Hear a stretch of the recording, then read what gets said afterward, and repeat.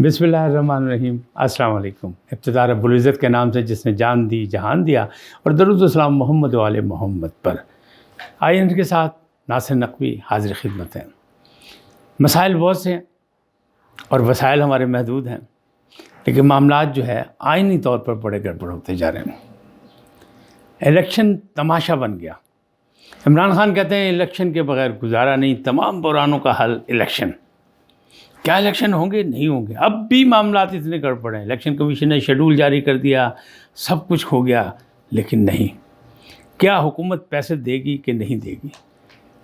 21 अरब रुपए 10 तारीख को हुकूमत ने देने हैं, और अदालत ने कहा है कि अगर नहीं दें तो हमें आके इत्तलात दें। मामलात किधर जा रहे हैं? क्या होगा? क्या इलेक्शन तमाशा ही बना रहेगा? इलेक्शन होगा ही नहीं, इमरान खान का मुतालबा माना नहीं जाएगा। तो इमरान खान ने इस मुतालबे के लिए बहुत सी कुर्बानियाँ दी हैं, बड़ी जद्दोजहद की, बड़ी लड़ाई लड़ी है, बड़ा झगड़ा किया, कैदोबंद के मामलात भी हुए, उनके कारकुनों के साथ मारपीट भी हुई, दंगा फसाद भी हुआ। लेकिन मामला क्या उलझ रहा है या सुलझ रहा है, इस पर बातचीत करूँगा। लेकिन आपसे गुजारिश कि INN को सब्सक्राइब करें, लाइक करें, घंटी का बटन दबाना न भूलें, और अपनी कीमती राय का इजहार अपनी रवादारी और बर्दाश्त के मुताबिक दें, बल्कि अपनी शख्सियत के मुताबिक दें। जी नाज़रीन, इलेक्शन तमाशा बना। क्यों बना? इलेक्शन इसलिए तमाशा बना कि ये साल जो 2023 है, ये इलेक्शन का साल है। इसमें अगस्त में हुकूमत ख़त्म हो जाएगी, यानी मुकम्मल इलेक्शन के 5 साल पूरे हो जाएंगे, जो 18 में इलेक्शन हुआ था। फिर ये मामलात क्या हुआ है? ये जो इमरान खान की पॉलिसी थी, जो उनके दोस्तों ने, उनके नादान दोस्तों ने उनको मशवरा दिया कि असम्बलियाँ तोड़े तो जनाब इलेक्शन हो जाएंगे। तो इलेक्शन के लिए उन्होंने पहले भी, जब उनके ख़िलाफ़ अदम एतमाद की तहरीक आई थी, जब भी कासिम सूरी ने काम दिखाया था, और आपने देखा था कि सदर ममलकत ने जनाब पार्लियामेंट तोड़ दी थी, सब कुछ ही ख़त्म हो गया था। लेकिन वो बाद में साबित हुआ कि नहीं, वो रिबाउंड हो गया।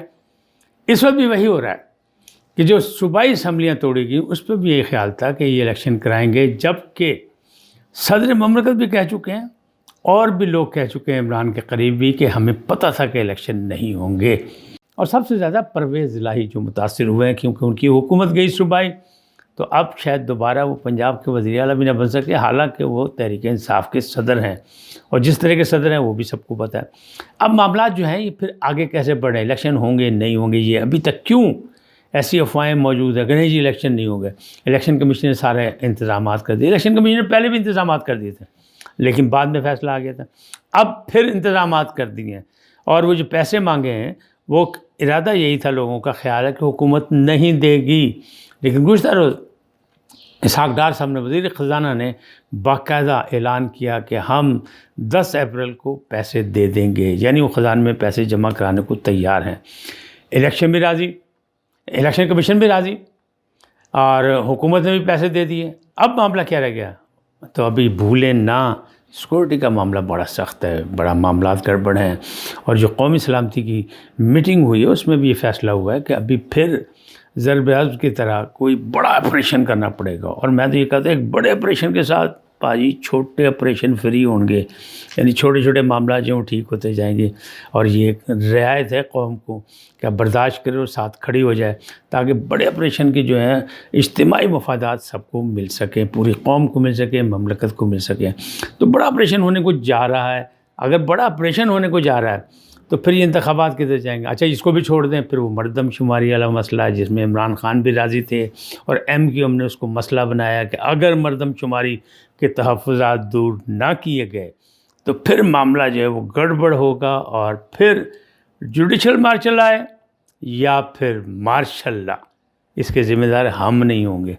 यानी धमकी उन्होंने भी दे दी हुकूमत को। हुकूमत का जो है वो रास्ता निकलने का नहीं मिल रहा, लेकिन हुकूमत फिर भी मुतमईन है, इसलिए कि लगता है कि फोर्सेस और हुकूमत सब इस वक्त एक पेज पर हैं, और एक पेज पर होने भी चाहिए, इसलिए कि मातहत अदारे हैं हुकूमत के, वज़ीर आज़म के मातहत अदारे हैं। और ये जो कौमी सलामती कमेटी का जो इजलास हुआ, उसमें जो फ़ैसला आया, वो भी सबके सामने है कि इन चीज़ों पर, यानी जो लोग तकसीम करने की कोशिश कर रहे हैं, जो लोग नफ़रत फैलाने की कोशिश कर रहे हैं, उनके ख़िलाफ़ ऑपरेशन ज़रूर होगा। लेकिन आप देखें सिक्योरिटी के मामला कितने ख़राब हैं। روزانہ کی بنیاد پر کہیں نہ کہیں کوئی نہ کوئی دہشت گردی کا حملہ ہوتا ہے، اس میں ہمارے جوان مارے جاتے ہیں، خاص طور پر فورسز کے لوگ مارے جاتے ہیں، چاہے وہ پولیس کے ہوں، چاہے وہ آرمی کے ہوں، چاہے کوئی بھی ہوں، وہ مارے جاتے ہیں. لیکن کون ہے وہ؟ ہمارے مارے ہیں، ہمارے لوگ ہیں، ہمارے پاکستانی جو شہید ہو رہے ہیں. اور کس کے ہاتھ ہو رہے ہیں؟ ایک نادیدہ طاقت کے ذریعے، یعنی دہشت گردوں کی وجہ سے. ایک بڑا دہشت گرد بلوچستان سے گرفتار بھی کیا ہے، اور اس سے بھی بہت سی چیزیں آگے نکلی. لہٰذا بھی یہ معاملہ تھمے گا نہیں، یہ معاملہ آگے چلے گا، اور سیکورٹی بیس پہ ہی لگتا ہے الیکشن نہیں ہو سکیں گے. آپ دیکھیں نا الیکشن، ایک تو یہ چیز ہے کہ اجتماعی سیکورٹی کی بات، اور دوسری جانب ایک اور بھی آگے ایک نیا مسئلہ، ایک نیا کٹا کھل گیا کہ وزیر اعظم ہاؤس کے اندر ایک افغان باشندہ گھس گیا. اب کہتے ہیں وہ ذہنی مریض ہے. اگر وہ ذہنی مریض ہے تو سیکورٹی پر اور سوال اٹھتے ہیں کہ ایک ذہنی مریض اگر بغیر بلا ٹوک پتہ نہیں کیسے، جس کا اپنا ذہن بھی ٹھیک نہیں ہے، وہ کیسے اندر پہنچ گیا وزیر اعظم کے. تو ایک جو ذہن والا آدمی ہے، جس کے پاس عقل سلیم ہے، یا جو کسی سازش کا شکار ہے، یا جس کو گائیڈ کر کے بھیجا گیا ہے، وہ کیوں نہیں پہنچ سکتا؟ اس کا کیا مطلب ہے؟ اگر وزیر اعظم ہاؤس جہاں سے آڈیو ویڈیو کیمرے سب کچھ موجود ہیں اور وہاں سے لیکس بھی ہو رہی ہیں، وہاں ایک بندہ پہنچ گیا، یہ سیکورٹی کا کیا معاملات ہیں؟ اب کوئی کہہ رہا ہے کہ وہ ذہنی مریض ہے، کوئی کہہ رہا ہے وہ سوات کا رہنے والا ہے، کسی کا کہنا ہے کہ جی وہ افغان ہے، افغان باشندہ ہے. بہرحال ایجنسیوں سے لے گئی ہیں، خفیہ ادارے کو پاس ہے، وہ تحقیقات کر رہی ہیں کہ کیا یہ ذہنی مریض ہے یا نہیں ہے، کیا اصل معاملات کیا ہیں، اس کے پیچھے کیا ہے. لیکن وزیر اعظم پاکستان شہباز شریف نے اتنا شور نہیں مچایا. یہ بدھ کا واقعہ ہے، اور آج دیکھیں کیا دن آ گیا، لیکن انہوں نے شور نہیں مچایا. لیکن جب قومی سلامتی کی کمیٹی میں یہ مسئلہ اٹھایا گیا کہ ایسا بھی ایک واقعہ ہوا، تو پھر انہوں نے فیصلہ کیا کہ نہیں، اس کو قوم کو بتائیں کہ معاملات کہاں تک بگڑے ہیں. عمران خان کہتے ہیں کہ جی مجھے مار دیا جائے گا اور مجھے زہر دے دیا جائے گا، لیکن دوسری جانب بھی دیکھیں کہ جو سٹنگ وزیر اعظم، اس کے وزیر اعظم ہاؤس میں ایک آدمی پہنچ گیا، یعنی دیکھ رہے ہیں کیسے پہنچ گیا. تو سیکورٹی کے معاملات گڑبڑ ہیں، سوالیہ نشان ہے، دہشت گردی کے واقعات ہو رہے ہیں. اور کے پی کے میں جس طرح بار بار آپ کے سامنے مقابلہ، بلوچستان میں جیسے بار بار مقابلہ ہو رہا ہے، اور مارے بھی جا رہے ہیں، پکڑے بھی جا رہے ہیں، سب کچھ ہو رہا ہے، تو ایک مسئلہ تو ہے. تو لگتا یہی ہے کہ ساری چیزیں جب اکٹھا ہو گئے، جب مسائل گمبھیر نظر آئیں گے، تو پھر معاملہ پھر ختم ہو جائے گا. اب پی ٹی آئی کہتی ہے مذاکرات کے لیے تیار ہیں، یعنی الیکشن کی بات کریں ہم مذاکرات کے لیے تیار ہیں، الیکشن کی جو ہے وہ بحرانوں کا جو ہے حل ہے، ہم مذاکرات کے لیے تیار ہیں. اسد قیصر سابق جو اسپیکر اسمبلی، قومی اسمبلی، وہ کہتے ہیں کہ جناب، اسد قیصر صاحب کہتے ہیں کہ جناب ہم مذاکرات کے لیے تیار ہیں. اگر حکومت کا یہی کہنا ہے کہ الیکشن سارے اکٹھا ایک روز ہونے چاہیے، تو ہم اس کے لیے بھی تیار ہیں. لیکن اس کے لیے حکومت کو چاہیے کہ قومی اسمبلی بھی توڑ دے، تمام اسمبلیاں توڑ دیں، تو بیٹھ جاتے ہیں، مذاکرات کر لیتے ہیں. اب یہ ایک ایسا مشورہ ہے جو اپنی طرف سے تو انہوں نے بڑا زبردست مشورہ دیا. وہ کہتے ہیں دیکھیں آئین کی پاسداری نہیں ہو رہی.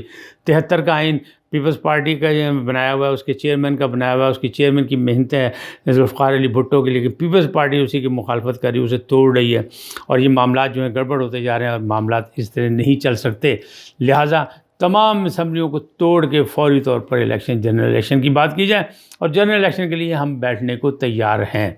تو کیا یہ فارمولہ قابل قبول ہے؟ نہیں. مقصد تو ان کو بھی سمجھ آ گیا، اس لیے کہ دیکھیں اگر 3 مہینے پہلے الیکشن دوسرے کرا دیے، جنرل الیکشن 3 مہینے کے بعد ہوں، تو پھر کیا ہوگا؟ 2 صوبوں میں دوسری حکومتیں ہوں گی. کون سی ہوں گی، کس کو ہوگی، کس کو اکثریت حاصل ہوگی، کسی کو نہیں پتہ. کون برسر اقتدار ہوگا، کون سی سیاسی پارٹی ہوگی، کون سا لیڈر ہوگا. لیکن جو بھی ہوگا وہ پھر قومی اسمبلی کے الیکشن میں جب جنرل الیکشن ہوں گے، تو اس میں کوئی اپنا اپنا تو کم پائے گا. بھائی وہ کہتے ہیں نا، جو کچھ نہیں کرتے کمال کرتے ہیں، یعنی جو کچھ کرتا ہوا آپ کو نظر نہیں آئے گا، وہ بھی چپ چپیتے کم پا دے گا، اور پھر وہ کمال کر کے دکھائے گا. تو ماضی کی مثالیں یہ موجود ہیں کہ مداخلت ہوتی ہے، اور مداخلت ہونے کے چانسز موجود ہیں.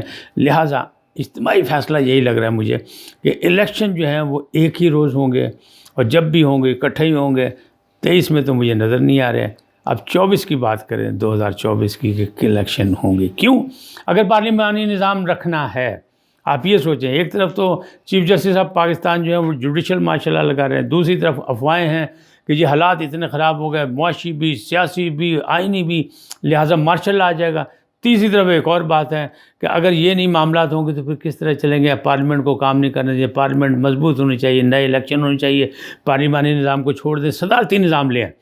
عمران خان کی بھی خواہش ہے کہ صدارتی نظام لے آئیں.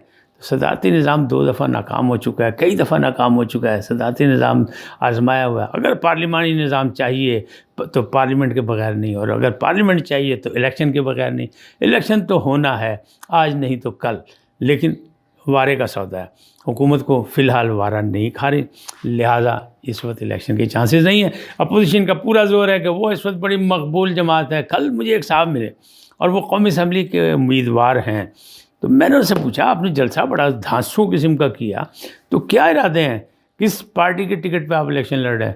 انہوں نے میرے کانچی آگے کیا، بھائی نون لیگ نو تو کوئی ووٹ دین نو تیار نہیں، اور پی ٹی آئی جڑی وہ برس اقتدار نہیں آ سکتی ہن جو حالات پیدا ہوئے نے، لہٰذا میرا خیال ہے کہ آزادی لڑ رہی ہے۔